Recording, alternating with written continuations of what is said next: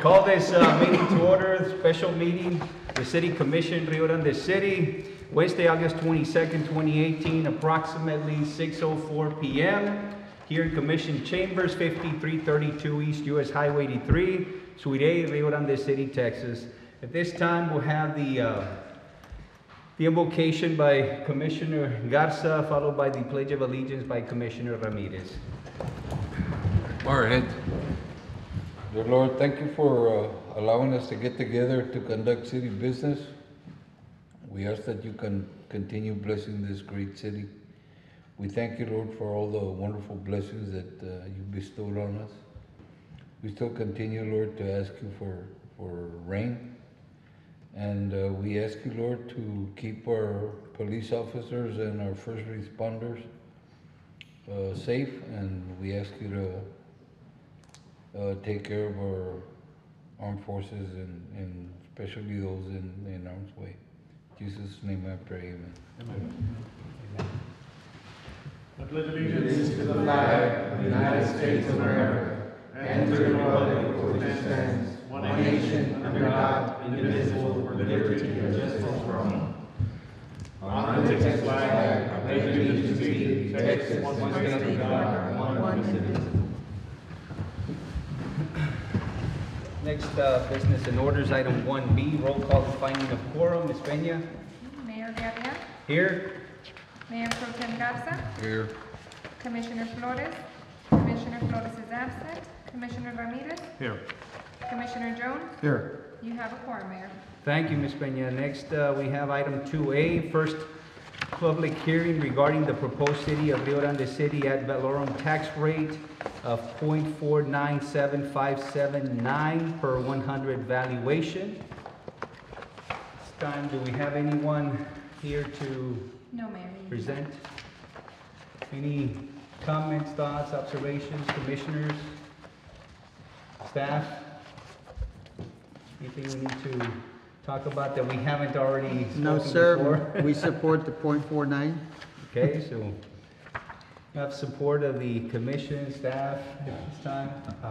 4.9759. 757. I guess to clarify, Mayor, I know that Leonel said, well, the rate stays the same, and so he was basically taking last year's rate and put it in.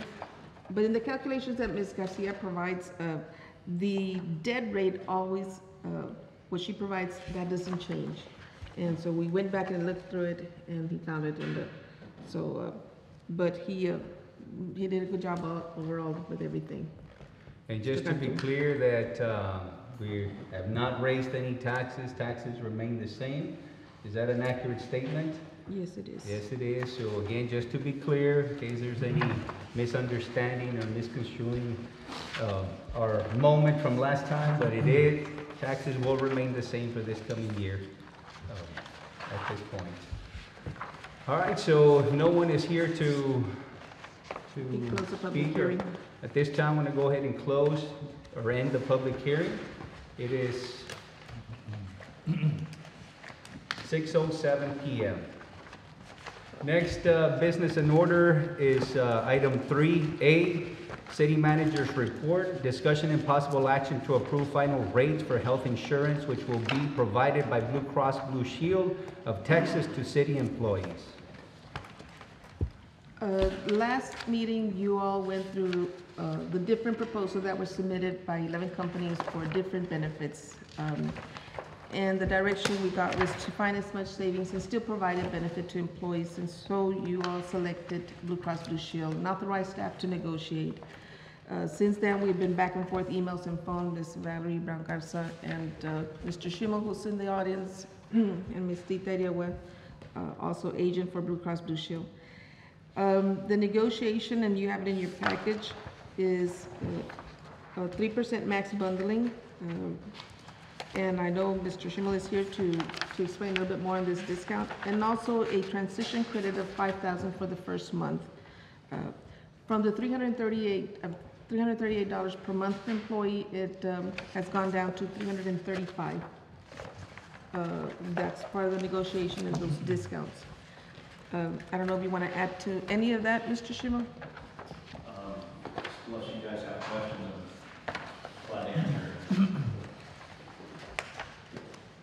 So, Tell us a little bit about the package, as far as what we're gonna be offering to employees, just so we can all be on the same page. Okay, you're going to be offering your one medical plan that's going to mirror kind of what you currently have right now. There are going to be some little differences just because it's a different carrier. You're also going to have the dental and vision plans, and then you have the option for the life and voluntary life. There also is an option for accident and critical illness. There's additional bundling opportunity there with those lines, but we would need to have certain participation to be able to take advantage of that. And we're not really sure if we're going to get that, because there's a lot of other carriers that have their products in place that are already providing those services, whether it's life insurance, accident, critical illness. So I don't think we'll see the participation unless we actually kind of made it mandatory that the employees move to our lines, the accident, critical illness, the voluntary life. If we're able to do that, they'd be dropping the, I think, Colonial and other carrier lines, Allstate, the other carriers y'all have in place right now, and then they would move over to Blue Cross Blue Shield and Dearborn, and then you'd be able to take advantage of 1% for the accident, critical illness, 1% for the life and vol life, and you're already receiving the 1% for the dental and vision right now. And to be clear, it's the $335 as far as the cost of the city. Any additional would be the employee and we're on a responsible voluntary for basis. Voluntary at that point. And some of those differences that Mr. Schimmel talked about was like on the copay. Right now, it's $35 when you go to the office visit, and it'll be down to $30. It used to be a $70.50, now it's going to be an $80.60. So that kind of also helps coverage for the employee. The deductible remains the same, $1,000 a month, and but the maximum out of pocket did go up by $1,000, from $3,000 to $4,000. Pharmacy, I think generic is $0, and then as you move forward in the tiers, it goes up with the package to $10 and then $50 and $100. The most expensive are those that are your experimental medication, the ones that are barely coming out on the market. We on the same page? What's that? Are we on the same page? Yes. This is a page commission. Es que no lo puedo mirar yo, por eso. I got this little phone right here looking at the little debate, so. You look like, Okay, we wanna you look like, no, it's okay. We're good. We're good, yeah. May I ask you, historically, how have your past years been? I mean, the reason we're here today, we experienced a 15% increase last year, and we're expecting another 10%. You're talking about 25%, in a short period of time, and so we're not looking to be with you short term. So what does your past look like, and what is your future looking like? We're not here to have you short term. We're looking at least 2 to 3 years. Next year, I think you guys are going to see a decent, good renewal, depending also how well your group runs. So, I mean, if you get a lot of sick people that pop up this next year that, run up the claims, well, you're going to see an increase, but it's not going to be anything dramatic. And we'll explain that to you at renewal if something like that comes up. So you can actually say, okay, well, that makes sense that we're getting this increase. They've got to, whatever it might be. Obviously your premiums, you want them to run better than your claims do. So you don't have that increase. And we're actually writing a lot of business this year, and our goal is to add a lot of membership for this year and the coming years up through 2020. So we're not planning on letting go any membership next year. So I think that you have that going for you too. Okay, and there's a possibility of deductions being higher so that we reduce the principal, the actual cost to the employees, and not, we're not doing any of that yet. I think there was some conversations we had on the flexible spending Right. account, Okay. where you can reduce the premiums, but have that flexible spending, account where employees put aside that money, and they have that little debit card, and you can use it for any type of medical expenses, dental, eyes, LASIK, medicine over the counter. You know, and there's things we can do this next year. I know Tito would be happy to sit down and kind of give some options, kind of a 3-year, 4-year plan of what you guys might look at. Some of the differences, some different things we might be able to throw at you. You know, talking about flexible spending account, there's a health savings account or high deductible health plans where you're able to contribute for those employees that want to take advantage of those plans. It's going to lower their premiums. It's going to lower your overall claim spend because, you know, those people aren't going to be running out. If they've got a $3,000 deductible or a $5,000 deductible, you know, they're really going to think about how they're using their medical plan. So they don't have co-pays or anything like that.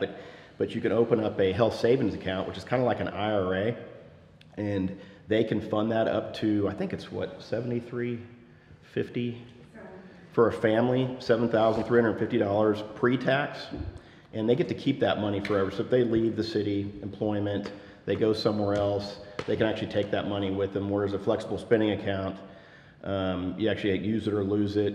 You don't use it by the end of the year, you can't take that with you. But those are some of the things that Tita can sit down and we can maybe draw out and see what we want to look at, you know, this year and how we want it to look next year and the following year. Any other questions? Okay, at this time, staff? Yes, sir. And as the items rate, you know, we are approving the negotiated rates. And we're hoping to come next week with the authorization to the city manager to sign any and all documents now that the rates are being presented as negotiated. And there's a slight possibility if they do get 25% of the employees to buy the supplemental life, that it can go down by an additional 1%. So we're good, staff? Yes, sir. All right. We have a motion at this time. We have a motion by Commissioner Garza to approve, second by Commissioner Ramirez. All those in favor signify by saying aye. Aye. Opposed? Motion carries. Thank you. Thank you. Next, business and orders item 3B, discussion and possible action to select a benefit plan for employee health insurance and COBRA administration through Blue Cross Blue Shield of Texas for fiscal year 2018-2019. Yes, sir. This is separate from the health benefits, but it is extremely, you know, crucial and it's required by law. And we are proposing the full package because it is very time sensitive on the notices. We do not have the staff or the resources to be able to manage COBRA on our own. We were not able to negotiate these prices. They are, as it is on the second page of the packet. It's $75, the administration, the $10 on the monthly if there are any COBRA participants. And the notification is every time an employee leaves, of course, they've got to get their notification package. And they have a certain time frame by federal regs to do that. It is regulated by the IRS.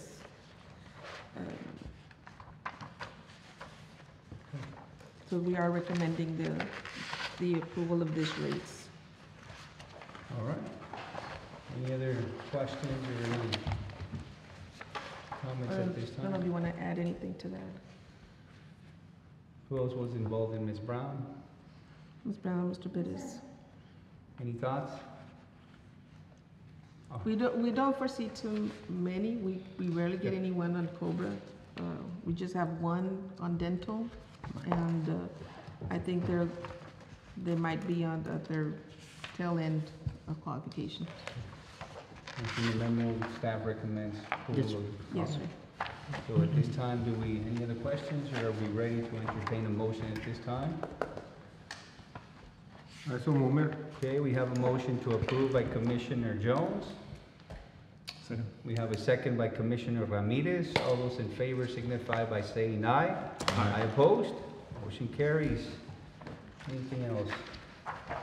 All right, anything else? No This department time, reports. We have a motion to adjourn.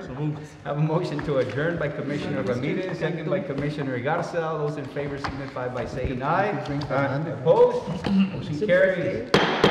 Meeting adjourned. I know. It is 6:18 p.m.